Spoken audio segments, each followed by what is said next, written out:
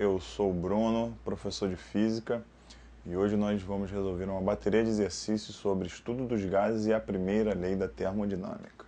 Então vamos ao primeiro exercício dessa aula. Diz assim: a quantidade de 3 mols de um gás ideal monoatômico sofre a expansão isobárica AB, representada no gráfico, sendo o calor molar sob pressão constante desse gás igual a Cp 5 calorias por mol Kelvin e adotando R igual a 8,31 joules por mol Kelvin, determine. Aí você tem na letra A pressão sob a qual o gás se expande. Você tem no gráfico a informação do volume variando em função da temperatura, né? Então, o diagrama V contra T. Vamos ver como é que vai ficar a resolução da letra A.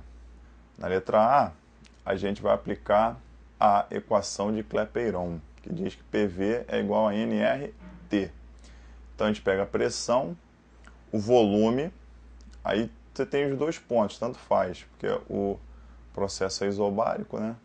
Então, você vai pegar o volume de um dos pontos, que a gente pegou aí no caso 2, aí vai ser igual ao número de mols vezes a constante vezes a temperatura. Então, o número de mols é 3, está no enunciado, o R vale 8,31 e a temperatura vale 200. Então, vai ficar 2P igual a 4.936. Então, a pressão é igual a 2.493 Nm por metro quadrado. Aí a gente pode aproximar isso aí para 2,5 vezes 10 a 6. Né? A gente aproxima de 2.493, a gente aproxima para 2.500 sem problema nenhum. Essa aí é a resposta da letra A. Na letra B, ele quer saber a quantidade de calor recebida pelo gás. Aí a gente tem que lembrar que a quantidade de calor envolvida na transformação gasosa vai ser NCP ΔT. Isso se for a pressão constante. Porque se for a volume constante é NCV ΔT, onde esse CP é aquela específica a pressão constante e o CV é aquela específica a volume constante. Nesse caso, como é um processo isobárico, então a gente vai usar o CP que ele deu no enunciado que vale 5. Então vai ficar Q é igual a 3 vezes 5 vezes 300, né, que a variação de temperatura foi de 300 Kelvin.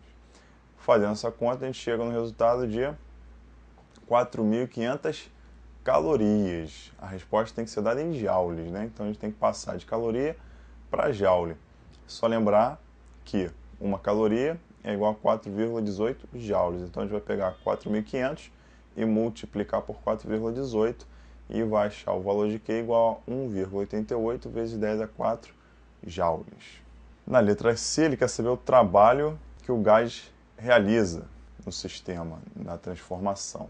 Então você vai ter que o trabalho W é igual a P, que é a pressão, vezes a variação de volume. Então vai ficar W é igual a 2,5 vezes 10 a 3, que é a pressão que a gente descobriu na letra A, vezes a variação de volume, que é 3. Então o trabalho foi 7,5 vezes 10 a 3 joules. Na letra D, ele já quer saber a variação de energia interna sofrida pelo gás. Então, ΔU é igual a Q menos W. Então, você vai ter ΔU igual a 1,88 vezes 10 a 4, que é a quantidade de calor, que a gente já descobriu, menos o trabalho, 0,75 vezes 10 a 4. Repara que no item anterior, a gente descobriu que o trabalho era 7,5 vezes 10 a 3.